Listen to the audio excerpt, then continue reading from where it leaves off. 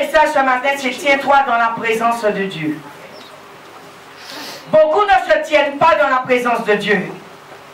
Et bien aimé, si tu ne te tiens pas dans la présence de Dieu, tu ne peux pas voir la main de Dieu. Amen. Amen. Je conseille à tout homme, toute femme, de se tenir dans la présence de Dieu. Amen.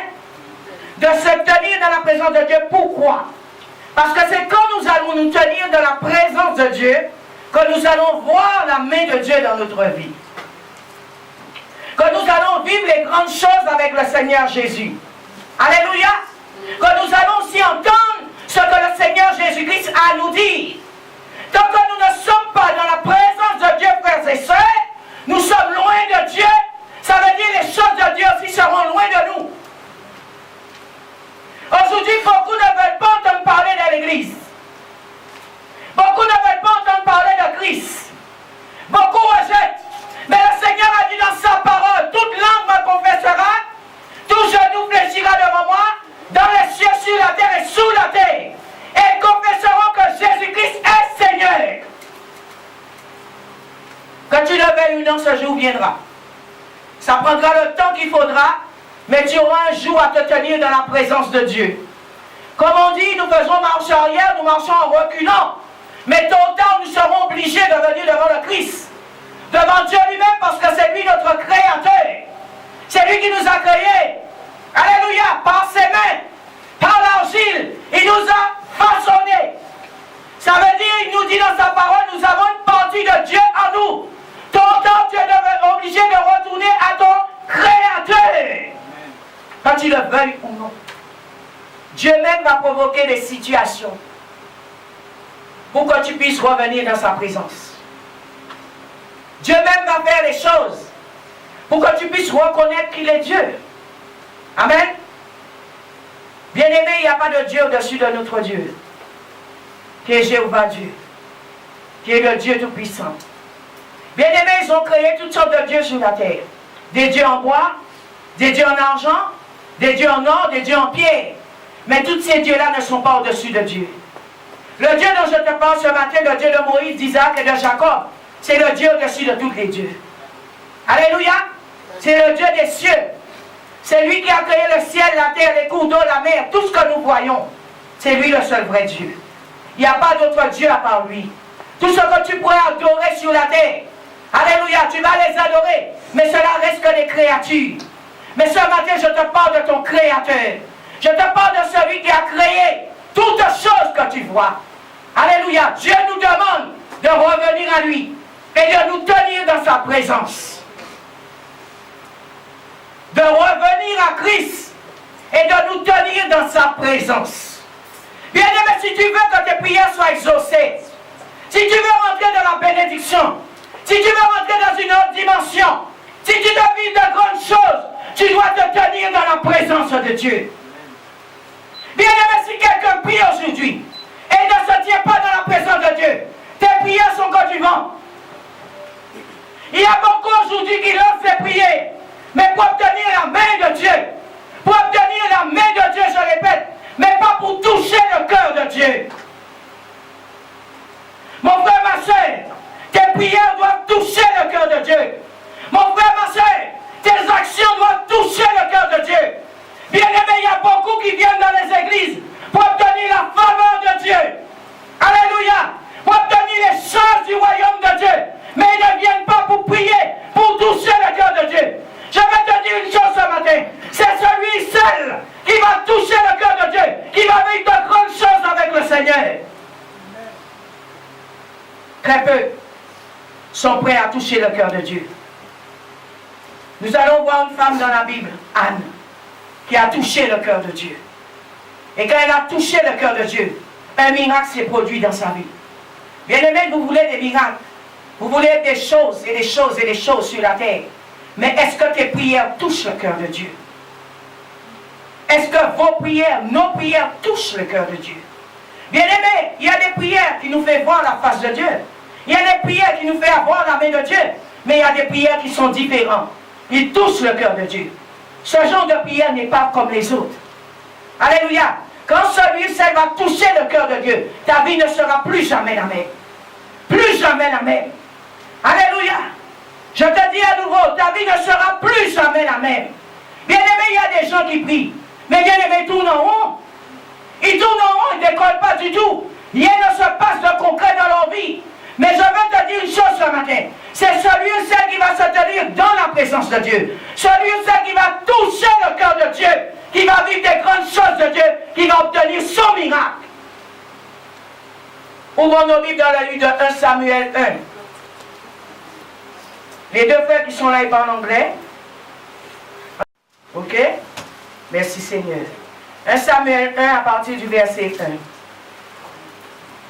La Bible nous dit qu'il y avait un homme de Ramathaïm, Sophim, montagne d'Éphraïm nommé Elkana, fils de Yehoram, fils d'Eliou, fils de Tou, fils de Souk, Éphratien.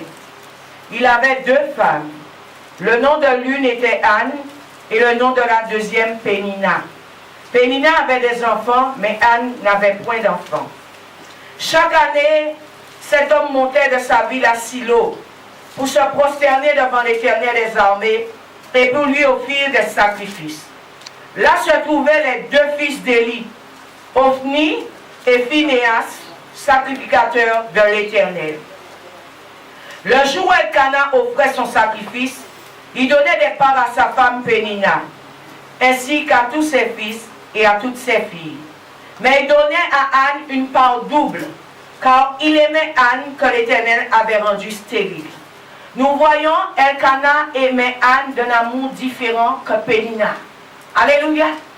Il aimait cette femme différemment d'un amour, je dirais peut-être plus profond que Pénina.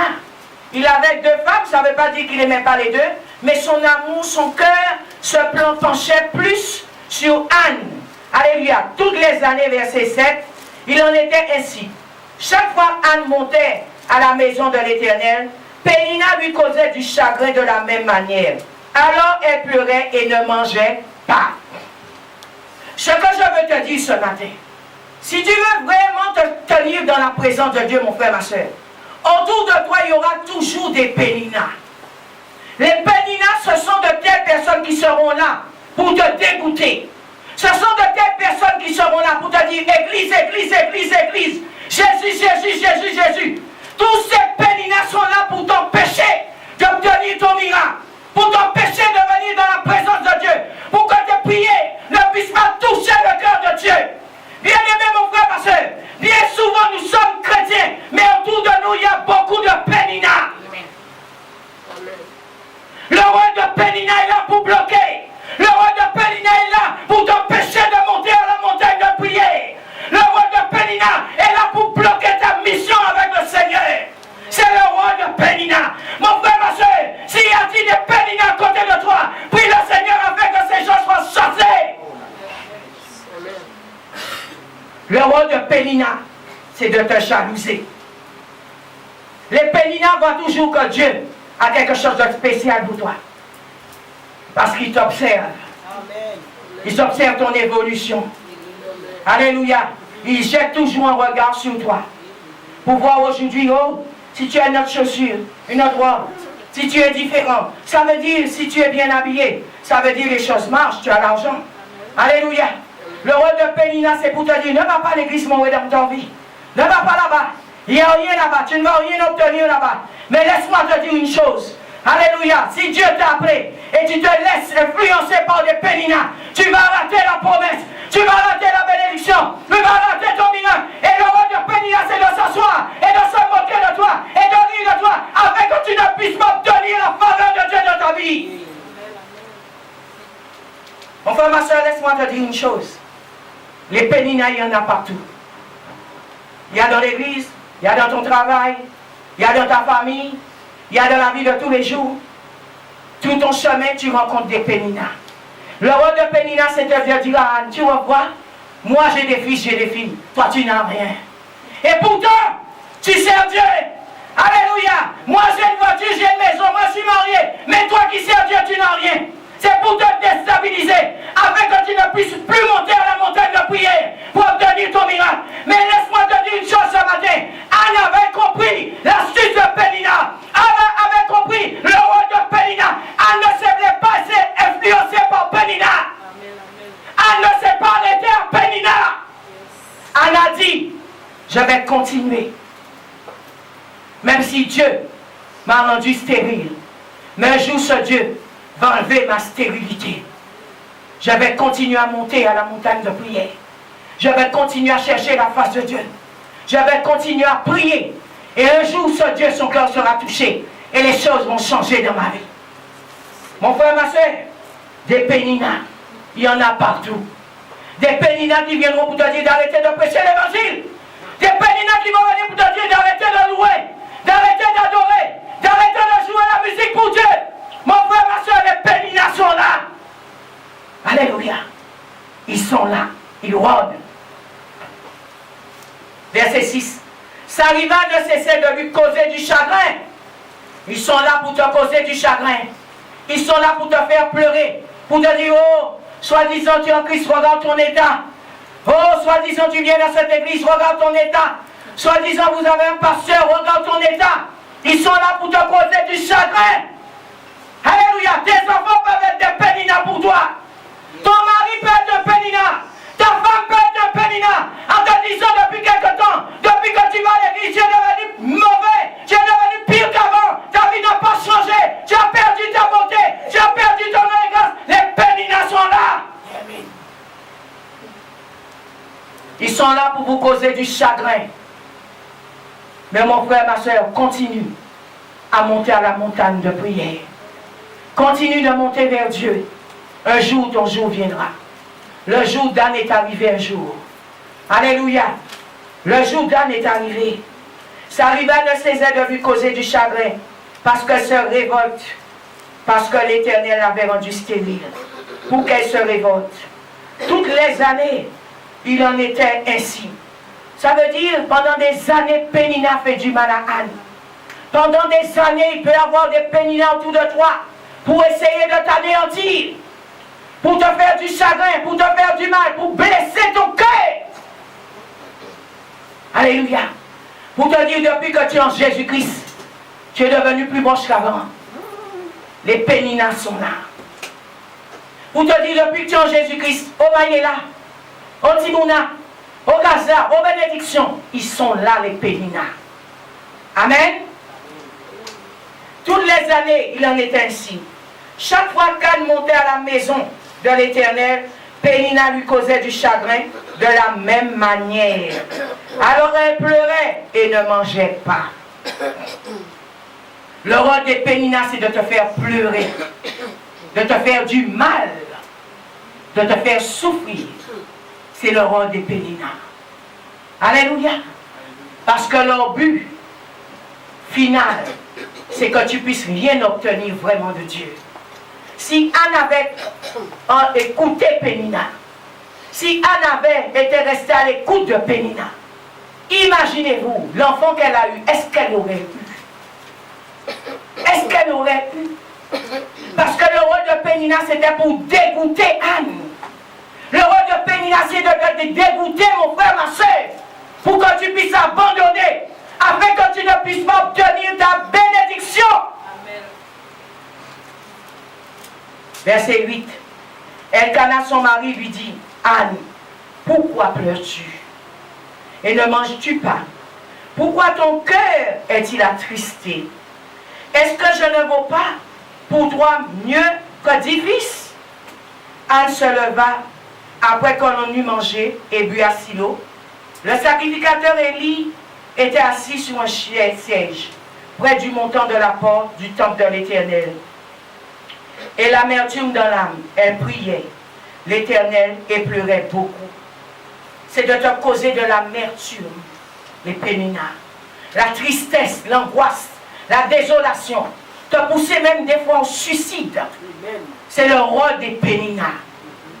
Bien-aimés, il n'y a pas que des femmes péninas, il y a aussi des hommes péninas qui sont là pour te pousser à bout à l'usure, pour que tu puisses dire, ah oui, maintenant je suis bousillé, je ne vaux plus rien, et aller te jeter quelque part. C'est le rôle des péninas. Mon frère, ma soeur, c'est pourquoi je suis venu te dire ce matin, tiens-toi dans la présence de Dieu. Tiens-toi auprès du Seigneur. Tiens-toi au pied de la croix, jusqu'à ce que Dieu fasse pour toi. Parce que Dieu ne t'a pas oublié. Dieu n'a pas oublié son église. Dieu n'a pas oublié ses fils. Dieu n'a pas oublié ses filles. Dieu ne t'a pas oublié. Dieu entend tes prières. Mais Dieu veut une seule chose, que ta prière puisse toucher son cœur. Alléluia. Verset 10. Et l'amertume dans l'âme, elle priait l'Éternel et pleurait beaucoup. Elle fit un vœu et dit, Éternel des armées, si ton regard s'arrête sur l'humiliation de ta servante, si tu te souviens de moi et n'oublie pas ta servante, regardez la prière de Anne. Regardez qu'est-ce qu'elle dit à Dieu. Seigneur, je te fais un vœu. Éternel des armées, si ton regard s'arrête sur l'humiliation, mon frère, ma soeur, non, t'a humilié. Dis à Dieu de jeter un regard sur ton humiliation. Alléluia. Si tu te souviens de moi et n'oublie pas ta servante, rappelle à Dieu ses souvenirs. Dis à Dieu, j'ai travaillé pour toi. Dieu, j'ai œuvré pour toi. Dieu, j'ai gagné des hommes pour toi. Dieu, j'ai tenu l'église pour toi. Rappelle à Dieu d'aller dans le livre de ses souvenirs. Dis à Dieu, souviens-toi de moi. Ça fait des années que je me tiens dans la sanctification pour toi. Mon frère, ma soeur, que nos prières soient des prières qui puissent toucher le cœur de Dieu. Bien-aimé, ne cherche pas la main de Dieu. Dieu peut te donner sa main pendant un moment. Tu peux obtenir une bénédiction parce que Dieu le veut bien. Mais mon frère, ma soeur, cherche que ta prière puisse toucher le cœur de Dieu. Que quand ta prière va toucher le cœur de Dieu, Dieu va dire, oh, qui m'a touché? Qui m'a touché? Alléluia. Qui me parle? Fais que ta prière puisse réveiller Dieu. Fais que ta prière puisse secouer le trône de Dieu. Mon frère, ma soeur, la prière de Anne a ébranlé le ciel. Comme sa prière a ébranlé le ciel s'est mis en marche pour Anne. Alléluia. Elle dit à Dieu, si tu te souviens de moi et n'oublie pas ta servante, et si tu donnes, regardez ce qu'elle, c'est précis. Elle dit à Dieu, si tu donnes à ta servante un garçon, elle n'a pas dit un enfant, elle a dit un garçon. Alléluia. Elle a précisé ce qu'elle voulait à ta servante. Je le donnerai à l'Éternel pour tous les jours de sa vie. Et le rasoir ne passera pas sur sa tête. Mon frère, ma soeur, après avoir demandé à Dieu, qu'est-ce que Anne a promis à Dieu? Anne a dit à Dieu, si tu me donnes ce fils, je vais te le donner. Mon frère, ma soeur, bien souvent nos prières sont pas exaucées. Parce que quand nous demandons des choses à Dieu, c'est pour nous. Pas pour Dieu. Dis Dieu, si tu me donnes une voiture, c'est pour te servir. Dieu, si tu me donnes une maison, c'est pour que dans cette maison soit une maison de prière. Alléluia. Mon frère, ma soeur, bien souvent vous demandez des choses à Dieu pour vos besoins personnels, mais pas pour servir Dieu avec ces choses. Anne a dit à Dieu, Père, si tu me donnes un garçon, je vais te le donner. Il va demeurer dans ton temple jusqu'à la fin de ses jours. Regardez le feu qu'elle a fait à Dieu. Tu demandes à Dieu un mari. Alléluia. Mais ce mari, mon frère, ma soeur, il n'est pas prêt à s'asseoir dans l'église. Ce mari, mon frère, ma soeur, il n'est pas prêt à servir Dieu. Bien souvent, nous demandons des choses à Dieu. Mais ces choses-là, c'est pour nous satisfaire, nous, personnellement. Mais pas pour Dieu. Quand tu auras le mari, tu vas commencer à plus venir à l'église. Quand tu auras le mari, tu ne viendras plus à la veillée. Quand tu auras le mari, tu n'as plus venu à l'église le dimanche. On va te voir un dimanche sur deux. Quand tu auras le mari, les enfants, tu vas commencer à dire, je dois rester en famille. Quand nous demandons des choses à Dieu, est-ce que c'est pour adorer, louer Dieu avec? Est-ce que c'est pour Dieu que nous demandons des choses? Mon frère, ma soeur, Dieu veut bien donner. Mais pour faire quoi? Si tu demandes à Dieu de l'argent, pour aller acheter, alléluia, des toilettes, pour faire des shopping boutiques, pour parader, pour faire les gens te voir. Mais est-ce que cet argent, ce sera pour aider la veuve, l'orphelin, les nécessiteux? Alléluia, nous demandons à Dieu de faire un travail, un bon salaire, mais l'argent, c'est pour satisfaire nos besoins personnels, pour montrer aux gens qu'on a de l'argent, qu'on peut acheter maintenant une voiture, qu'on peut acheter une maison, qu'on peut acheter de la terre. Mais est-ce que l'argent, c'est pour servir Dieu? C'est pourquoi Dieu ne répond pas.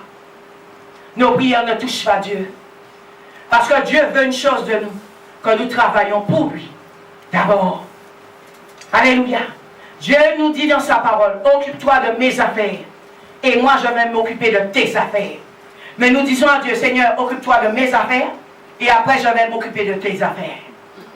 C'est le contraire. C'est pourquoi bien souvent nos prières n'ont pas de réponse.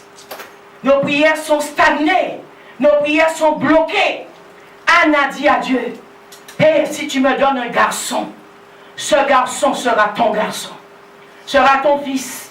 Il va demeurer dans le temple. Il sera ton serviteur. À l'instant où Dieu va donner à Anne ce fils, ce miracle va se produire dans sa vie. Mon frère, ma soeur, ce n'est pas un jour après. Ce n'est pas 2 jours après. La Bible nous dit l'enfant n'était même pas encore vraiment déjà sevré. Elle avait déjà présenté cet enfant à Dieu. Mon frère, ma soeur, quand nous demandons des choses à Dieu, bien-aimé, tellement que tu es béni, tu es dans la joie, tu restes 1 mois après, tu commences à savourer avec le monde, tu commences à savourer avec les gens de ta bénédiction, au lieu premièrement de venir donner gloire à Dieu. Dieu t'a béni, t'a donné l'argent. Tu commences à ne plus venir parce que maintenant tu as l'argent. Tu ne veux même pas que les gens sachent que tu as de l'argent. Tu ne veux même pas témoigner que Dieu t'a béni financièrement. Parce que si tu le dis, les frères et sœurs risquent de te demander, le pasteur risque de te demander, et tu devras aussi mettre la dîme. Parce que si tu dis à l'église, publiquement tu témoignes qu'on t'a donné, admettons, $2000, bien aimé, compte quelle dîme que tu dois donner. Si on t'a donné $20 000, compte quelle dîme que tu dois donner. Si on t'a donné 100 000 €, compte quelle dîme. Oh, Satan commence à te dire, oh, tu as 100 000 €, tu dois donner un dixième de 100 000 € à l'église. Les gens même commencent à te dire, hey, tu vas donner un dixième de 100 000 € à ton pasteur là. Tu commences à fuir et quitter l'église. Frères et sœurs, pourquoi nos bénédictions sont bloquées? C'est parce que des fois nous ne sommes pas sincères. Nous sommes forts devant Dieu. Et c'est pourquoi Dieu sait s'il te donne. Il sait déjà comment tu vas faire. Dieu donne aux gens qui doivent donner. Parce que Dieu sait comment est leur cœur. Et Dieu sait en leur donnant, ces gens vont leur glorifier avec la bénédiction qu'il va leur donner. Cette femme, elle a dit à Dieu, je te le donnerai éternel pour tous les jours de sa vie. Tous les jours de sa vie. Mon frère, ma soeur, Dieu te donne un enfant, tu commences à mettre l'ox dans sa tête. Dieu te donne un enfant, tu commences à faire des signes tribaux dans sa tête. Dieu te donne un enfant, tu commences à faire des coupes à la mode dans sa tête. Tu avais demandé à Dieu un enfant. Mais cet enfant, tu ne l'as pas consacré à Dieu. Tu commences à l'habiller comme le monde. Dieu te donne un travail. Quand ton salaire arrive, tu commences à aller au restaurant. Tu commences à voyager. Oh pasteur, je pars en voyage, je pars en croisière, je pars ci, je pars ça. C'est pas mauvais. Mais où est Dieu là-dedans? Où est Dieu là-dedans? Tu as demandé quelque chose à Dieu. Mais est-ce que tu glorifies Dieu avec? Est-ce que tu honores Dieu avec? Bien-aimés, nous allons obtenir bien souvent dans nos prières la main de Dieu. Parce que je répète, Dieu est miséricordieux. Mais nous n'avons pas obtenu le cœur de Dieu. La Bible dit David était selon le cœur de Dieu. Alléluia. Moïse était selon Dieu. Regardez comment Dieu les a utilisés puissamment. Alléluia. Puissamment. Tu vas obtenir une voiture, une maison. Mais tu ne vas pas obtenir l'onction. Tu ne vas pas obtenir la puissance de Dieu. Tu ne vas pas obtenir la capacité, l'esprit supérieur, l'intelligence de Dieu. Cela est donné à de vrais serviteurs. Des gens qui sont consacrés à Dieu. Tu vas obtenir des choses qui sont vaniteuses, mais tu ne vas pas obtenir le pouvoir et la puissance de Dieu dans ta vie. Cela n'est pas donné à n'importe qui. Dieu sait très bien à qui il donne. Et pourquoi il donne? Parce que Dieu sait quand il va te donner. Tu sauras comment l'utiliser. Dieu savait. C'est Dieu qui avait rendu Anne stérile. Dieu peut-être avait permis cela pour que cette femme puisse se lever dans la prière. Dieu peut permettre une situation de ta vie pour que tu puisses prier davantage. Dieu peut permettre que tu sois malade pour que tu puisses te lever dans la prière.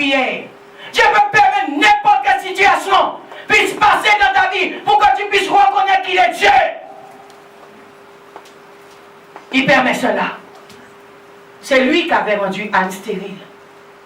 Alléluia. Dieu a permis que Pénina puisse l'humilier tous les jours, pendant des années. Et l'humiliation qu'elle recevait, elle a compris, je ne peux pas rester dans cette situation. Mon Dieu, je dois aller devant mon Dieu pour chercher une solution, afin que je puisse obtenir ma délivrance. Alléluia, parce que Pénina donnait des enfants à Elkana, mais pas Anne. Mon frère, ma soeur, il y a des situations qui arrivent sur nous. On se pose la question pourquoi, mais Dieu veut que cette situation t'emmène à le glorifier. Dieu veut que cette situation t'emmène à l'adorer. Dieu veut que cette situation t'emmène à le servir. Alléluia. Bien-aimés, laissez-moi vous dire une chose. Il y a un petit proverbe qui dit courir, courir, mais ninas. Un jour qu'hélas.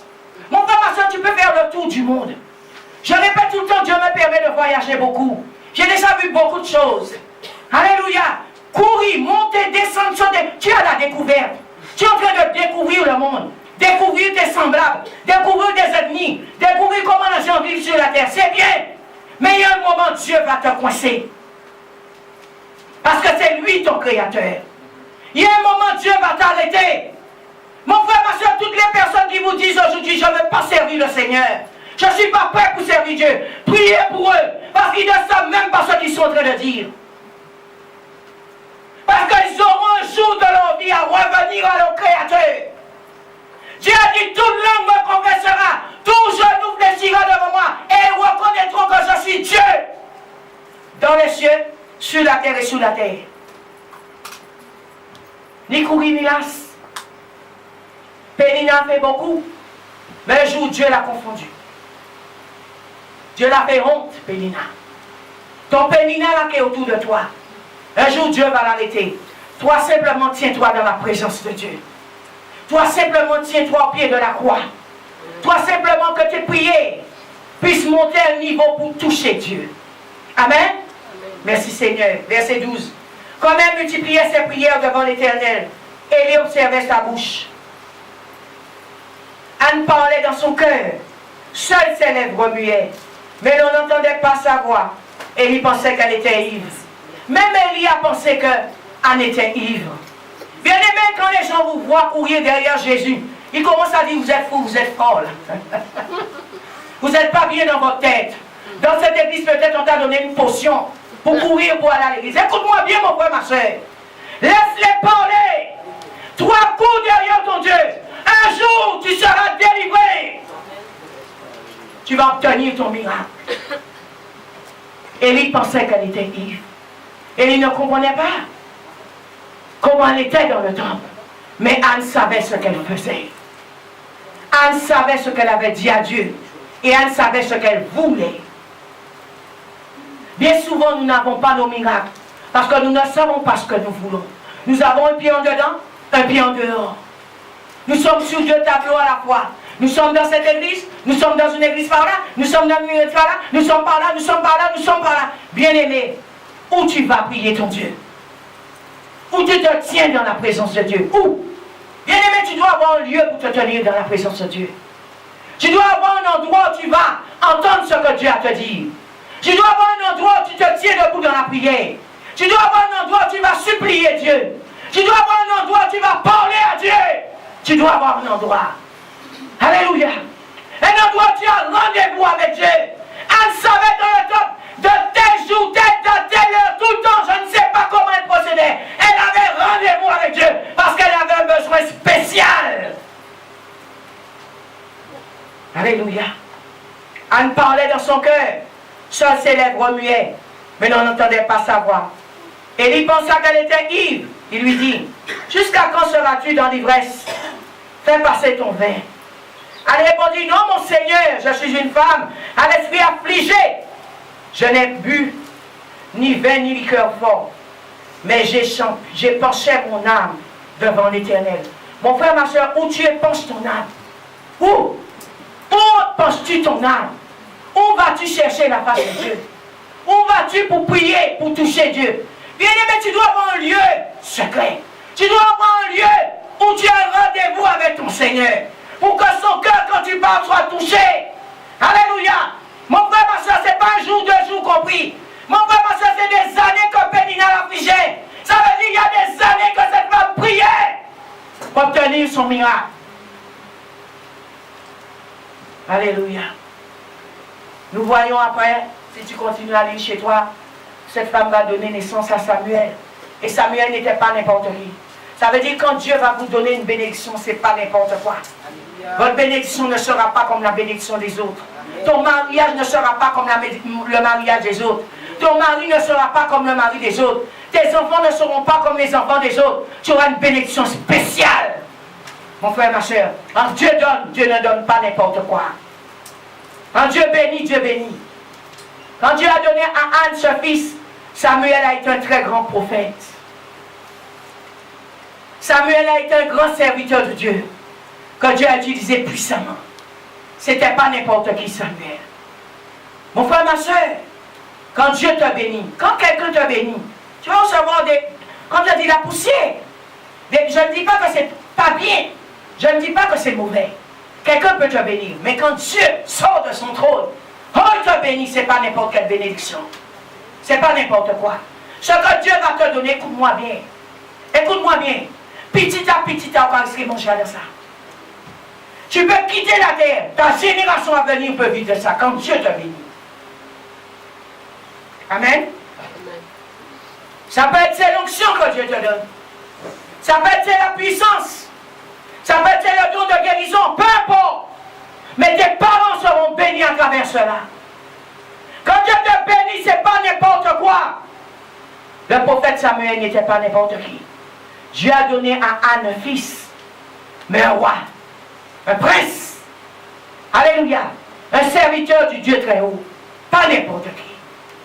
Mon frère, ma soeur, Pénina a eu des enfants. Mais est-ce que ces enfants ressemblaient à Samuel? Est-ce que ces enfants ressemblaient à Samuel? Ce n'est pas pour faire de comparaison, mais c'est pour t'emmener à comprendre quand Dieu donne. Dieu donne quelque chose de précieux, quelque chose de qualité. Dieu ne donne pas des ordures aux gens. Dieu ne donne pas du toc aux gens. Quand Dieu donne de l'argent, de l'or, des pierres précieuses. Alléluia. Dieu va te donner la richesse. Dieu va te donner la puissance. Dieu va te donner la capacité. Un esprit de supériorité. Un esprit d'intelligence au-delà même des gens. Ils ne vont pas comprendre qui tu es. Ils ne vont pas comprendre d'où cela vient en toi. Mais c'est Dieu qui a donné. Nous allons voir maintenant Daniel, qui est un serviteur qui a servi Dieu puissamment. Daniel n'était pas n'importe qui. Daniel n'était pas n'importe qui. Daniel était un prince. Alléluia. Daniel est un prince. Quand Dieu va te donner la royauté. Parce que lui, Dieu même, c'est un roi. Alléluia. Si Dieu te donne la royauté, Dieu va te donner tout ce qui va avec. Bien aimé, je vois les gens courir derrière 2 euros, derrière 10 euros, derrière 20 euros. Bien aimé, cours derrière Dieu parce que lui, il a la banque des banques. Alléluia. Avant de lire Daniel, excusez-moi, on va aller dans Marc 5. Nous lisons Marc d'abord. Alléluia. Marc 5 à partir du verset 21. Bien-aimé, tu dois faire la prière de la foi. Alléluia, une prière de foi. Merci Seigneur. La fidélité va emmener ta bénédiction. Quand nous sommes fidèles, nous sommes bénis. Alléluia, aujourd'hui on trouve très peu de chrétiens fidèles. Un jour on les voit, un jour on ne les voit pas. Un jour ils viennent, un jour ils ne viennent pas. Où est ta fidélité devant Dieu? Où est ta fidélité? Amen. Marc 5, verset 21. Jésus regagna en bas l'autre rive. Et une fois de plus, une grande foule s'assembla près de lui. Il était au bord de la mer. Alors vint un chef de la synagogue nommé Jairus, qui le vit, se jeta à ses pieds et le supplia instantanément, disant: ma fillette, alléluia, est à toute extrémité. Viens, impose-lui les mains, afin qu'elle soit sauvée et qu'elle vive. Jésus s'en alla avec lui, et une grande foule le suivait et le pressait. Or, il y avait une femme atteinte d'une perte de sang depuis 12 ans. Elle avait beaucoup souffert contre les mains des médecins, de plusieurs médecins. Bien-aimés, nous voyons une autre chose encore dans la Bible. Cette femme, elle a souffert dans les mains de plusieurs médecins. Anne a souffert dans les mains de Pénina. Mais bien-aimés, un jour sera ton jour. Un jour, les choses vont changer. Simplement fais confiance à l'Éternel. Fais confiance à ton Dieu. Il y a une chose que Dieu m'a dit. Je ne suis pas monteur pour ne pas accomplir ma parole. Elle tardera, mais elle s'accomplira. Parce que je ne suis pas menteur, je suis Dieu. Et je suis un Dieu de vérité. Alléluia. Jésus s'en alla avec lui. Et une grande foule le suivait et le pressait. On y avait une femme atteinte d'une perte de sang depuis 12 ans. Elle avait beaucoup souffert entre les mains de plusieurs médecins. Elle avait dépensé tout ce qu'elle possédait sans ayant tiré aucun avantage. Au contraire, son état était plutôt pire. Elle s'empirait. Ayant entendu parler de Jésus. Mon frère, ma soeur, toi qui entends parler de Jésus, n'endurcis pas ton cœur. Il n'y a que Jésus qui amène la solution. Il n'y a que Jésus qui fait les miracles. Mon frère, ma soeur, n'endurcis pas ton cœur. Tu vas vers des médecins. Tu vas vers des médecins. Tu vas passer de femme en femme. Tu auras des amis. Mais il n'y a que Jésus-Christ qui va te sauver. Il n'y a que Jésus qui va faire pour que tu aies ton miracle. Cette femme ayant entendu parler de Jésus, elle vint dans la foule, par derrière, et toucha, alléluia, et toucha son vêtement. Elle vient par derrière, et toucha son vêtement. Mon frère, ma soeur, cherche à toucher que le bord du vêtement de Jésus. Mon frère, ma soeur, cherche à aller là où est Jésus. Mon frère, ma soeur, cherche à te tenir dans la présence de Dieu. Mon frère, ma soeur, cherche à demeurer au pied de la croix, afin que tu puisses obtenir ton miracle. Mon frère, ma soeur, les amis vont te dire qu'ils vont faire pour toi. Les amis, c'est pointant. Il y a une chose que Dieu m'a fait comprendre. Tes amis, un jour, ils partiront. Ta maman va partir. Ton papa va partir. Tous tes parents, tous risquent de partir. Mais il y a celui qui ne va jamais partir. Il s'appelle Yeshua. Il s'appelle Jésus. Il ne t'abandonnera jamais. Alléluia. Des fois, bien souvent, nous appuyons sur la famille. C'est normal, il faut aimer la famille. C'est normal. Mais la famille, un jour, va disparaître. Alléluia. Tu vas t'appuyer sur ta femme. Tu dois aimer ta femme. Mais un jour, ta femme va partir. Tu vas t'appuyer sur ton mari. Mais un jour, ton mari va partir.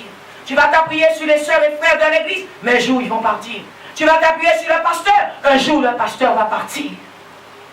Mais Jésus ne partira jamais. Alléluia. Cette femme, elle a touché le bord de son vêtement. La Bible nous dit, car elle disait, si je puis seulement toucher ses vêtements, je serai guérie. Que ta prière soit une prière de foi. Elle a dit, si je puis toucher que le bord de son vêtement, je serai guérie. Chaque fois nous voyons ces deux femmes, elles ont parlé, elles ont demandé quelque chose dans leur cœur. Elles ont demandé un miracle. Et Dieu a payé ce miracle. Alléluia. Mon frère, ma soeur, quel miracle tu demandes ce matin? Qu'est-ce que tu demandes à Dieu? Comment tu demandes à Dieu? Alléluia. Comment viens-tu devant le Seigneur? Cette femme avait déjà souffert. Mon frère, ma soeur, si tu as déjà souffert, alléluia, tu n'as plus d'endroit où aller. Mets-toi, prends un temps d'arrêt et tiens-toi dans la présence de Dieu. Des fois, nous cherchons, nous montons, nous descendons, mais nous ne prenons pas un temps d'arrêt pour chercher Dieu, pour que nos prières puissent toucher Dieu. C'est ce que Dieu nous demande, de nous arrêter, parce qu'il passe, parce qu'il est là. Alléluia. Il nous connaît mieux que nous-mêmes, mais prends un temps d'arrêt pour parler à Dieu. Prends un temps d'arrêt pour demander à Dieu. Prends un temps d'arrêt pour vraiment décortiquer ton besoin à Dieu. Prends un temps d'arrêt. Bien souvent, nous ne savons pas parler à Dieu. Nous faisons que demander à Dieu comme si c'était un ami. Nous faisons que demander à Dieu les choses à la va-vite. Mon frère, ma soeur, prends un temps d'arrêt. Même l'église aujourd'hui, elle la va-vite. L'église, tout le monde est pressé. Tout le monde vient à l'église 2 heures, 3 heures. Il commence à regarder sa montre. Trop longtemps. La Dieu, trop longtemps. Quel temps d'arrêt que tu prends pour parler à Dieu? Dieu a besoin de t'entendre.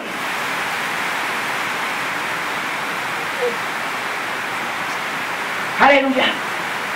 Le message est bâclé. La louange est bâclée. Ta prière est bâclée. Quel temps d'arrêt tu as pris, Église? Quel temps d'arrêt tu as pris, mon frère, ma soeur? C'est le temps d'arrêt, nous ne voulons pas. Tout le monde est pressé aujourd'hui. Tu vas où? Tu vas où? Bien aimé, il y a ceux qui vont faire pour dépasser sur la route, sont pressés. Quand on regarde, ils tournent juste à côté. Tu vas où? Prends un temps d'arrêt. Marque stop et commence à parler à Dieu. Commence à demander à Dieu ton besoin pour qu'il puisse produire ton miracle. Cette femme s'est arrêtée. Elle savait que Jésus passait. Elle a dit, si je puis seulement toucher ses vêtements, je serai guérie. Au même instant, la peur de son s'arrêta. Et elle sentit dans son corps qu'elle était guérie de son mal. Bien-aimé, quand Dieu va te visiter, tu le sauras. Je te dis la vérité. Quand Dieu t'a répondu, tu le sauras. Tu sentiras quelque chose a changé en toi. Tu sentiras ton organisme, ta mentalité, ton esprit, ton âme a changé de direction. Quand quelqu'un est visité par Dieu, il n'est plus la même personne. Alléluia. Tu sentiras que Jésus t'a visité et te fera savoir qu'il t'a visité. Amen. Et le monde saura qui t'a visité.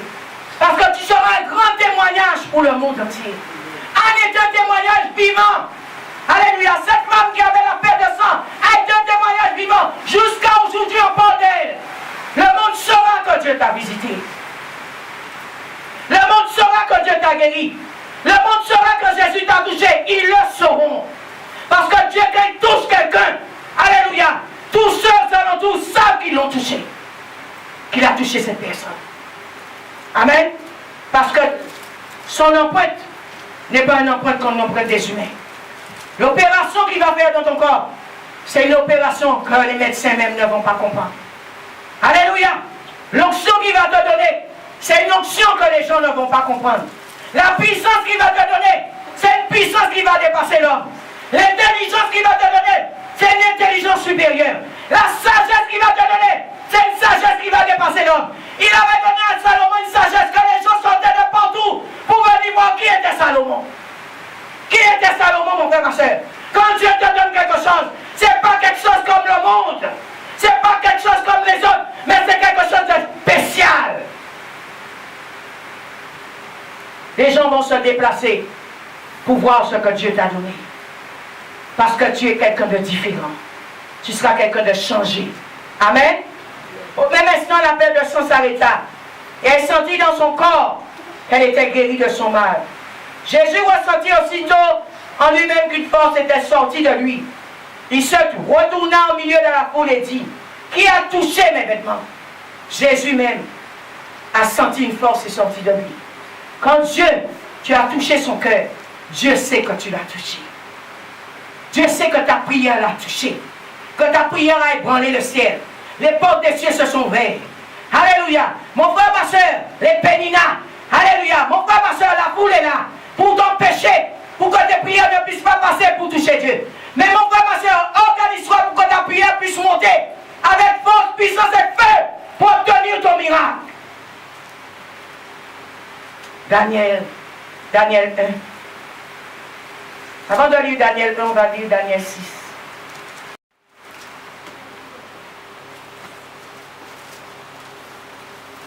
Nous voulons les choses de Dieu, même nous voulons mener notre vie. Nous voulons mener notre vie. Ces femmes, elles n'avaient plus d'espoir.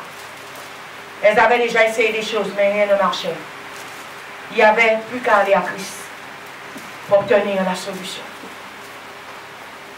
Mon frère, ma soeur, cherche tous les dieux que tu veux. C'est pour un moment. C'est pour un temps. Mais un jour, tu dois revenir à ton Créateur. Parce que c'est lui qui détient la solution. Amen. Daniel 6 à partir du verset 2. Darius trouva bon d'établir sur le royaume de 120 attrapes qui devaient être répartis dans le royaume, dans tout le royaume. Il mit à leur tête 3 chefs. L'un d'entre eux était Daniel, à qui ces attrapes devaient rendre compte, afin que le roi ne subisse aucun tort. Daniel lui-même surpassait les chefs et les attrapes, parce qu'il avait en lui un esprit supérieur. La Bible nous dit que Daniel avait un esprit supérieur. Dieu va te donner des choses que le monde ne va pas comprendre. Dieu va te donner une bénédiction que le monde ne va pas comprendre. Et quand les gens voient de telles choses, ils commencent à dire c'est la magie. Ils commencent à dire c'est la sorcellerie. Écoute-moi bien, quand Dieu donne, Dieu ne donne pas comme le monde. Quand Dieu donne, Dieu ne donne pas comme les vaudous. Quand Dieu donne, Dieu ne donne pas comme les gars des affaires. Quand Dieu donne, c'est spécial. C'est quelque chose de supérieur. Quelque chose au-dessus des astrologues. Quelque chose au-dessus des sorciers. Même s'il y a le plus gros vaudou sur la terre, ce que Dieu va te donner au-dessus de lui. Parce qu'il est Dieu. Daniel lui-même surpassait les chefs et les attrape, parce qu'il avait en lui un esprit supérieur. Et le roi pensait à l'établir sur tout le royaume. Et c'est ça qui crée des jalousies. Qu'on retrouve chez toi, alléluia, pas de problème, pas de situation ambiguë. Qu'on retrouve chez toi, pas de choses qui soient contraires à Dieu. Parce que ce serait une occasion pour eux de t'avoir, de te faire tomber, de te détruire. Qu'on retrouve chez toi, rien qui n'est pas de Dieu. Aucune occasion. Il cherchait pour trouver une occasion pour faire tomber Daniel. Reprenons le verset 5. Alors les chefs et les attrapes cherchèrent un motif pour accuser Daniel en ce qui concernait les affaires du royaume. Mais ils ne purent trouver aucune occasion ni aucune erreur parce qu'il était fidèle et qu'on ne trouvait chez lui ni négligence ni erreur. Aujourd'hui, chez toi, chrétien, on trouve la négligence. Tu négliges la parole. Tu négliges l'église. Tu négliges Dieu. Tu négliges la prière. On va dire, soi-disant tu es un pasteur, tu ne pries pas. Soi-disant tu es un évangéliste, tu ne pries pas. Soi-disant tu es un diable. On trouve chez vous des occasions pour faire tomber, pour faire chuter, pour que le diable puisse rire de vous. Mon frère, ma soeur, qu'on ne trouve chez toi pas d'erreur. Si tu as décidé de servir Dieu, sers Dieu à fond. Sers Dieu fidèlement. Dieu va te bénir. Dieu va te bénir. Anna dit, Seigneur, si tu me donnes un garçon. Anna a commencé à dire à Dieu, je suis là devant toi, Dieu. Je suis là devant toi. Je cherche ta face. Si tu me donnes un garçon, je vais te le donner pour tous les jours de sa vie. Cette femme, alléluia, elle s'est tenue là où Jésus passait. Elle s'est tenue. Elle a dit, oh, depuis 12 ans, j'ai déjà fait plusieurs médecins. Pas de solution. Si je puis toucher que sur le bord de son vêtement, je vais recevoir mon miracle. Qu'on le trouve chez toi. Ne cherche pas à aller prendre d'autres dieux. Pendant que tu es dans l'église, tu cries Jésus. Tu vas prendre des dieux étrangers. Pendant que tu es dans l'église, tu vas voir les cartons anciens. Pendant que tu es dans l'église, tu vas voir les gars des affaires. Pendant que tu es dans l'église, tu vas voir les astrologues. Pendant que tu es dans l'église, tu vas voir les gars des affaires. Qu'on ne trouve chez toi pas d'autres dieux. C'est ça qui retarde vos bénédictions. C'est ça qui retarde vos miracles. C'est ça qui fait que vos prières ne montent pas à Dieu. Parce que tu es en train de demander à plusieurs personnes à la fois. Toutes ces personnes n'avaient recours qu'à Christ. Qu'à Christ, mon frère, ma soeur. Qu'à Dieu. Qu'à l'Éternel des armées. Et ils ont reçu leur miracle. On ne trouve chez toi des dieux étrangers. Tu es en Jésus. Mais chez toi, tu as des autels aux démons. Tu es en Jésus. Tu as des autels, des idoles. Dans ta maison. Qu'on ne trouve pas chez toi d'autres dieux. Dieu ne prend pas plaisir à ça. Dieu est un Dieu jaloux. Merci Seigneur, verset 6. Alors ces hommes dirent, nous ne trouvons aucun motif contre ce Daniel. À moins que nous n'en trouvions dans la loi de son Dieu. Ils ne vont pas trouver là non plus. Ils ne vont pas trouver. Puis ses chefs et ses attrapes, alléluia, se rendirent tumultuellement auprès du roi et lui parlèrent ainsi. Roi Darius vit à jamais. Tous les chefs du royaume, les intendants, les attrapes, les conseillers, les gouverneurs sont d'avis que soit publié un édit royal et que soit mise en vigueur cette interdiction. Quiconque dans l'espace de 30 jours adressant des prières à quelques dieux ou à quelques hommes, excepté à toi, au roi, sera jeté dans la fosse au lion. Mon frère, ma soeur, lisons le verset 11. Lorsque Daniel sut que le décret était signé, il monta dans sa maison où les fenêtres étaient ouvertes dans la direction de Jérusalem. Et 3 fois par jour, il se mettait à genoux. Il priait, louait son Dieu, comme il le faisait auparavant. Daniel n'a pas changé sa façon de vivre. Bien aimé, bien souvent tu es en Christ. Alléluia. Mais par rapport à des péninas, par rapport aux gens d'alentour, tu changes ta façon de vivre. Tu avais l'habitude de prier toute la journée. Tu avais l'habitude de prier 3 fois par jour. Tu avais l'habitude de venir aux jeunes. Tu avais l'habitude de venir tous les dimanches à l'église. À cause des péninas, tu commences à ne plus venir. Mon frère, ma soeur, tu vas passer à côté de ta bénédiction. Daniel n'a rien changé. Malgré, on a dit, si quelqu'un fait autre chose, on va le jeter dans la fosse au lion. Daniel ne les a même pas entendus. Daniel a continué de faire ses affaires comme d'habitude. Alléluia. Quand Dieu voit cela en nous, par rapport aux gens, par rapport à ce qu'il y a autour de nous, nous changeons avec Dieu, ça attriste le cœur de Dieu. Ça attriste Dieu. Ça fait mal à Dieu. Alléluia. Quand Dieu voit, tu avais l'habitude de venir ici mardi, vendredi, dimanche, tous les jours. Tu ne viens plus. Ça commence à toucher Dieu. Alléluia. Ça commence à toucher Dieu. Mon frère, ma soeur, quand tu ne puisses rien changer dans la façon que tu étais avec Dieu. Alléluia. Les enfants, tout commencent à te dire, maman, église, église, église. Le papa commence à te dire, église, église. Que ça, alors? Alléluia. Écoute-moi bien, mon frère, ma soeur. Ne change pas avec Dieu. Laisse-le eux s'ils veulent changer avec toi. Mais toi, ne change pas avec Dieu. Reste dans la présence de Dieu. Dieu te bénira.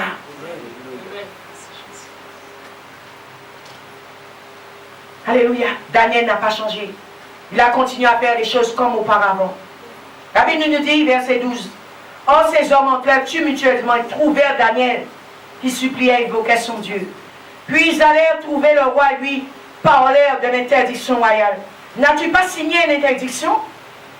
Pourtant, que quiconque, dans l'espace de 3 jours, adresserait des prières à quelques dieux ou à quelques hommes, excepté à toi, ô roi, serait jeté dans la fosse au lion. Tu peux avoir des péninats autour de toi. Ils vont commencer à les dire à ton mari, si ce sont tes enfants. Satan les utilise comme des péninats. Ils vont commencer à les dire à ton mari, papa, tu n'avais pas dit telle chose à maman? Elle ne doit plus aller à l'église comme avant? Mon frère, ma soeur, écoute-moi bien. Hey, ne change pas avec Dieu. Laisse-les changer avec toi. Au contraire, toi, prie pour eux, parce qu'ils ne savent pas ce qu'ils font. Pardonne-les. Mais toi, ne change pas avec Dieu. Le but de Pénina, c'est de te faire abandonner l'église. Le but de Pénina, c'est de te faire abandonner Dieu. Le but de Pénina, c'est que tu ne puisses plus lire la Bible. Que tu puisses te mettre devant la télé, commencer à regarder les séries télévisées. Alléluia. Pour que tu puisses te mettre périr en enfer. Bien-aimés, quand nous allons mourir, personne ne meurt avec personne. Nous allons tous partir individuellement. Mon frère, ma soeur, même si c'est l'enfant que tu aimes le plus, le jour où tu vas descendre dans le trou, même s'il commence à faire ah, maman est mort, il va jamais sauter. Jamais il va sauter. Écoute-moi bien. Ne change pas avec Dieu. Amen. Amen. Merci Seigneur. Verset 14. On continue. Force au lion, le point d'interrogation. Le roi lui répondit, la chose est certaine, selon la loi des Mèdes et des Perses, qui ne peut abroger. Il prit de nouveau la parole et dit au roi, Daniel, l'un des déportés de Juda, n'a tenu aucun compte de toi, ô roi, ni de l'interdiction que tu as signée. Alléluia. Et il a fait sa prière 3 fois par jour. Le roi fut très affligé quand il entendit cela. Il prit à cœur de délivrer Daniel et jusqu'au coucher du soleil, il s'efforça de le délivrer. Mais les Péninas, les hommes, la foule, verset 16. Mais ces hommes revinrent tumultueusement. Ils ne lâchent pas l'affaire. Ils ne vont pas lâcher l'affaire. Parce que le but c'est de te faire tomber et d'abandonner Dieu. Alléluia. Ils reviennent à nouveau tumultueusement. Alléluia. Reviennent auprès du roi et dit, au roi, sache au roi que la loi des Mèdes et des Perses exige que toute interdiction ou tout décret confirmé par la loi soit irrévocable. Ils vont commencer à te dire, maman, tu ne sais pas que tu as des enfants. Tu vois que l'église alors, maman, tu nous aimes plus. Tu nous aimes plus. Ton mari va commencer à te dire, ton amour a diminué. Ta femme va commencer à te dire, tu m'aimes pas. Il y a qui pasteur là. L'église, aime-moi alors. Écoute-moi bien. Ne change pas avec Dieu. Laisse-les changer. Prie pour eux. Ils savent pas ce qu'ils font. Amen.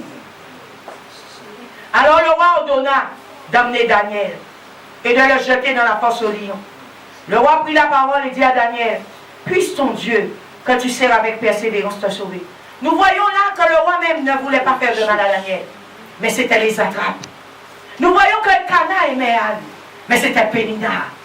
Alléluia. Nous voyons que cette femme voulait aller devant Jésus, mais c'était la foule. Bien aimé, il y a toujours un obstacle qui est là pour t'empêcher d'aller là où est Dieu. Mais bien aimé, surpasse cet obstacle et va dans la présence de Dieu. Alléluia. Verset 18. On apporta une pierre et on l'a mis sur l'ouverture de la fosse. Le roi la scella de son anneau et de l'anneau de ses grands, afin que rien ne soit changé à l'égard de Daniel. Le roi se rendit ensuite dans son palais. Il passa la nuit à jeun et ne fit venir de concubine auprès de lui. Et le sommeil le fuyait. Le roi se leva au point du jour, avec l'aurore, et alla précipitamment à la fosse au lion. Et s'approchant de la fosse, il appela Daniel d'une voix triste. Le roi prit la parole et dit à Daniel, Daniel, serviteur du Dieu vivant, ton Dieu que tu sers avec persévérance, a-t-il pu te délivrer des lions? Et Daniel se mit à parler au roi. Roi vit à jamais. Mon frère, ma soeur, quand tu te tiens dans la présence de Dieu, Dieu va envoyer son ange pour te sauver quand tu seras dans les difficultés. Mon frère, ma soeur, quand tu te tiens dans la présence de Dieu, Dieu va envoyer son ange pour arrêter un accident pour toi. Mon frère, ma soeur, quand tu te tiens dans la présence de Dieu, Dieu va envoyer son ange pour te secourir. Mon frère, ma soeur, quand tu te tiens dans la présence de Dieu, Dieu va envoyer son ange pour te bénir. La Bible nous dit plus bas, verset 22. Et Daniel se mit à parler au roi, roi vit à jamais. Mon Dieu a envoyé son ange et fermé la gueule des lions qui m'ont fait aucun mal, parce que j'ai été trouvé innocent. Alléluia. Devant lui et devant toi non plus, ô roi, je n'ai rien fait de mal. Mon frère, ma soeur, si tu es innocent, tu es juste, Dieu va te faire justice. Dieu va te faire justice. Quel que soit le piège que l'ennemi aurait pu préparer pour toi, Dieu ne permettra pas cela. Quelles que soient les attaques de Satan contre toi, contre ta famille, contre tes enfants, Dieu ne permettra pas cela, parce que tu te tiens dans la présence de Dieu. C'est pourquoi je te dis de prier pour tes enfants, pour ta femme, pour ton mari. Parce que c'est toi qui les protèges avec ton Dieu. Ils ne le savent pas, mais c'est toi qui les protèges. Parce que toi, tu te tiens dans la présence de Dieu pour eux. Alléluia. Bien-aimé, par rapport à un seul juste, ou deux justes ou 10 justes dans un pays, Dieu ne permettra pas que le pays soit détruit. Dieu avait dit à Abraham, si je trouve tant de justes à Sodome et Gomorrhe, je ne vais pas détruire Sodome et Gomorrhe. Par rapport à toi, ta famille ne sera pas détruite. Par rapport à toi, ta maison ne sera pas détruite. Parce que tu te tiens dans la présence de Dieu. Mon frère, ma soeur, reste toujours dans la présence de Dieu. Reste toujours dans la présence de Dieu. Reste toujours là où est Dieu. Laisse les péninats. Laisse les attrapes. Alléluia. Laisse la foule qui est là pour te dire ne sers pas Dieu. Laisse-les parler. Mais toi, sers Dieu. Tiens-toi dans la présence de Dieu. Parce que Dieu va mettre sa main sur ta vie. Ta vie ne sera pas comme celle des autres. Nous voyons pour Daniel. Dieu a fermé la gueule des lions. Quand les ennemis de Daniel ont pensé qu'ils allaient tuer Daniel, ce sont les mêmes ennemis de Daniel que les lions ont dévorés. Et leurs enfants, leurs femmes, leurs maris, ils ont été dévorés par les lions, les ennemis de Daniel.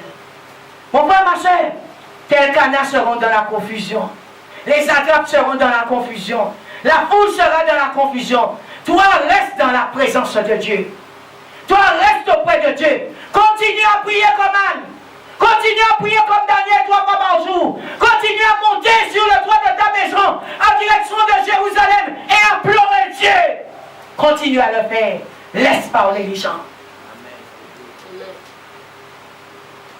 Un jour, Dieu te délivrera. Merci Seigneur. Daniel 1.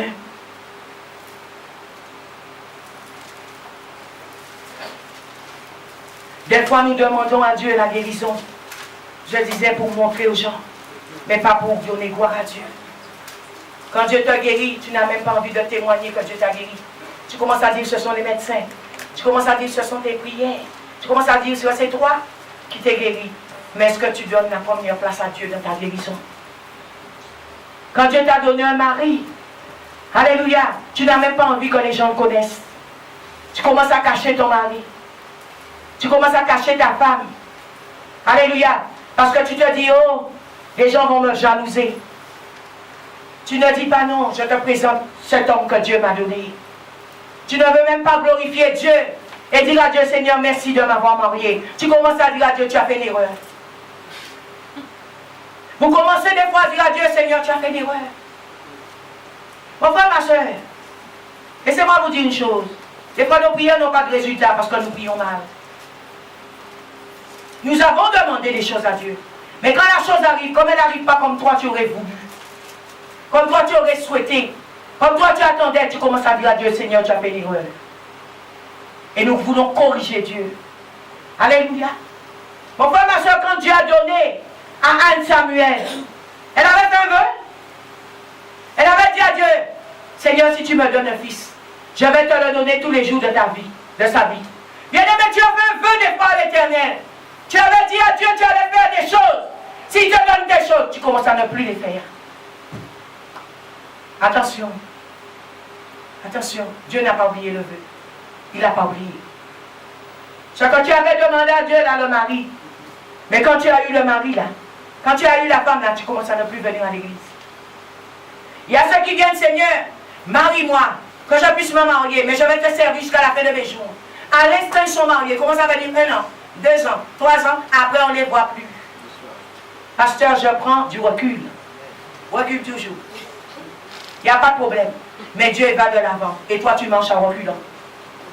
Mon frère, ma soeur, tu avais fait un vœu. Tu avais demandé une chose à Dieu. Nous faisons des demandes, mais comme ça ne vient pas comme nous voulons. Tu as demandé à Dieu une robe verte, elle t'a donné une robe rose. Tu n'es pas content. Mais il t'a donné une robe toujours. Hein. Glorifie Dieu. Donne gloire à Dieu avec ce qu'il t'a donné. Mais c'est ce que nous ne faisons pas. Alors la colère de Dieu, des fois, ça va sur nous. Amen. Mais Anne, ce qu'elle a dit à Dieu, c'est ce qu'elle a fait. Amen. Daniel, le vœu qu'il avait fait de servir Dieu jusqu'à sa mort, c'est ce qu'il a fait. Comment voulez-vous que Dieu ne bénisse pas de telles personnes? Dieu va bénir. Mon frère, ma soeur, tiens-toi dans la présence de Dieu. Quand tu as fait un vœu à Dieu, oh Seigneur, je vais te servir, je vais prêcher l'évangile jusqu'à ma mort. Quand il y a 10 âmes dans l'église, tu commences à dire, oh, il n'y a pas d'âme, mais pasteur, je ne peux pas prêcher aujourd'hui, hein. Pasteur, je ne peux pas, hein. Tu commences à dire, ah, mais dimanche prochain, je ne viendrai pas, hein, parce que tu as vu 10 âmes. Mais bien aimé, qui pleut, qui neige, qui grêle, Jésus-Christ est Seigneur. Qui pleut, qui neige, qui grêle, qui est du monde ou pas, tu avais fait un vœu à Dieu. Tu dois continuer à prêcher l'évangile, même si c'est une seule âme qui est dans la salle. Parce que Dieu n'a pas oublié ton vœu. Amen. Merci Seigneur. D'avoir Daniel. Des fois, nous voulons que Dieu nous bénisse, que Dieu réponde à nos prières, mais nous nous mettons avec les choses du monde. C'est pourquoi Dieu ne marche pas. Nous prenons les choses du monde, nous asseyons dans les choses du monde, Dieu ne marche pas. Verset 8. Daniel résolut de ne pas se souiller par les mets du roi et par le vin dont le roi buvait. Et suppliait le chef des eunuques de ne pas l'obliger à se souiller. Nous nous souillons des fois avec des choses qui n'est pas de la gloire de Dieu. Bien-aimé, sois quelqu'un de pur, sois quelqu'un de sanctifié devant Dieu, sois quelqu'un de fidèle, sois quelqu'un de vrai, sois quelqu'un de sincère. Toutes les personnes dont j'ai parlé ce matin dans la Bible, c'était des gens qui avaient le cœur pur. Des fois, tu demandes à Dieu des choses, mais ton cœur est contrarié. Ton cœur est dans les doutes. Ton cœur est dans les bas. Ton cœur c'est je veux pas. Ton cœur dit oh, mais Seigneur, je t'avais dit oui, de me marier. Mais Seigneur, maintenant je dois m'occuper de ma famille. Hein. Dieu ne t'a pas dit de ne pas t'occuper de ta famille. Mais il ne t'a pas dit aussi de le mettre dans les rangs des oubliettes. Et que ta famille maintenant commence à devenir tes idoles. Alléluia. Et tu commences à mettre Dieu en arrière-plan. Mon frère, ma soeur, bien aimé, quand nous demandons, des fois, sur la précipitation, nous demandons des choses parce que nous avons envie de satisfaire notre chair. Nous avons envie, comme je disais, de faire voir aux gens que Dieu nous a donné des choses. Et c'est pourquoi Dieu, des fois, je vous dis, arrête certaines personnes. Parce que c'est pour faire voir aux gens. Mais ce n'était pas pour donner gloire à Dieu. Alors Dieu, lui, vient t'arrête. Il te bloque. Alléluia. Il t'arrête. Parce que tu lui avais demandé une chose, tu as fait un vœu. Mais maintenant tu as oublié le vœu. Eh bien tu vas rester sur place. Tu ne vas pas décoller. Mais ce matin, je suis venu te dire de changer. De changer. Quand tu demandes à Dieu quelque chose, nous prions, nous demandons des choses à Dieu. Mais est-ce que c'est pour donner gloire à Dieu? Est-ce que c'est pour élever le nom de Jésus? Quand tu vas dans ta famille, ah, regarde mon frère, maintenant j'ai de l'argent, j'ai une voiture, j'ai prié, hein, tu sais, hein, j'ai prié, mais tu n'as jamais encore dit Jésus t'a donné. J'ai prié. C'est pas mauvais. Mais qui t'a permis d'avoir? C'est Jésus. Tu ne dis pas à cette personne, viens connaître mon Jésus. Parce que mon Jésus change les vies. Il change les circonstances. Il change les situations. Tu n'invites pas un autre à venir prendre part dans la bénédiction. Tu commences à dire, j'ai fait. Anne, quand elle a eu ce fils, elle a sevré, elle l'a donné à Dieu. Ça veut dire, si elle a donné, elle vivait dans le temple, ça veut dire que Anne, chez elle, son fils n'était pas là-bas. Son fils n'était pas là-bas. Quand Dieu te donne un enfant, tu commences à prendre cet enfant-là, le mettre dans la maison, mais il ne vient plus autant. Il ne vient plus autant. Qui t'a donné l'enfant? Qui te l'a donné? Bien aimé, c'est comme ça des fois. Satan fait que prendre ces enfants-là, ça. Et va les travailler. Amen. Et après, nous pleurons. Mais Dieu sait comment il va t'arrêter. Faisons attention. Amen. Verset 9. Dieu fit trouver à Daniel faveur et compassion devant le chef des eunuques. Le chef des eunuques dit à Daniel, je crains mon Seigneur, le roi, qui a fixé ce que vous demandez, vous devez manger et boire. Car pourquoi verrait-il votre visage plus défait que celui des jeunes gens de votre âge? Et exposeriez-vous ma tête auprès du roi? Alors Daniel dit à l'intendant, à qui le chef des eunuques avait remis la surveillance de Daniel, de Anania, de Michaël et d'Azaria, éprouve donc tes serviteurs pendant 10 jours, et qu'on nous donne des légumes à manger et de l'eau à boire. Tu regarderas ensuite notre mine, et la mine des gens, alléluia, qui mangent les mets du roi, et tu agiras avec tes serviteurs d'après ce que tu auras vu. Il leur accorda ce qu'ils demandaient, et les éprouva pendant 10 jours. Au bout de 10 jours, ils avaient meilleure mine, et plus dans mon point que tous les jeunes gens qui mangeaient les mets du roi. Désormais, l'intendant portait les mets et le vin et le repas, et leur donnait des légumes. Dieu accorda à ces 4 jeunes gens de la science, alléluia, du discernement dans toutes les lettres, et la sagesse et de la sagesse. Et Daniel expliquait toutes les visions et toutes les rêves. Bien-aimé, tu n'es pas quelqu'un comme les autres chrétiens. Tu ne peux pas te trouver là où il n'y a pas la présence de Dieu. Nous voyons là, même la nourriture de ces hommes, c'est devait une nourriture sanctifiée, une nourriture pure. Bien-aimé, tu te mets à la table des Péninas, tu te mets à la table des Satrapes pour boire leur vin, pour manger leur nourriture qui est peut-être pas sacrifiée aux idoles. Alléluia. Au lieu de te tenir dans une table, là où il y a la sainteté, la sanctification, la purification. C'est pourquoi des fois, nous n'avons pas ce que Dieu a nous donné. Dieu a donné à ces 4 hommes quoi? La science, l'intelligence, la sagesse. Et il a donné à Daniel un esprit de supériorité pour interpréter les rêves. Bien aimé, il y a des dons que Dieu a besoin de donner à ses enfants. Il ne peut pas donner parce que où te tiens-tu? Où tu es positionné? Où t'assieds-tu? Où tu vas? Mon frère, ma soeur, tiens-toi dans la présence de Dieu. Parce que quand tu seras dans la présence de Dieu, toutes ces choses sont pour toi. Toutes ces choses sont pour toi. Tous les dons là que Dieu parle dans la Bible sont pour nous les enfants de Dieu. Bien souvent nous sommes dans la souffrance, dans des douleurs, nous sommes meurtris. Toutes sortes de choses montent dans votre bouche. Toutes sortes de choses, du vin, de l'alcool, la nourriture aux idoles. Tu sors de l'église, tu surveilles l'heure. Oh, le pasteur prêche trop longtemps. À 2 heures, là, je suis invité dans ce déjeuner champagne. Mon frère, ma soeur, où te tiens-tu? Nous voyons ces 4 hommes manger quoi? Des légumes et buvaient de l'eau. Daniel a eu la révélation de ne pas toucher aux mets du roi. De ne pas se tenir à manger les mets du roi. Parce que bien aimé, quand ces choses rentrent en toi, alléluia, tu perds la force. Tu peux perdre l'onction. Tu peux perdre des révélations. C'est peut-être des fois des poisons qui rentrent dans ton corps. Alléluia. Mon frère, ma soeur, pour te faire perdre la puissance de Dieu. Mon frère, ma soeur, un enfant de Dieu. Un serviteur de Dieu ne peut pas manger n'importe quoi. Il ne peut pas s'habiller n'importe comment. Il ne peut pas se tenir n'importe où. Il ne peut pas faire n'importe quoi de son corps. Un serviteur de Dieu. Tu chantes.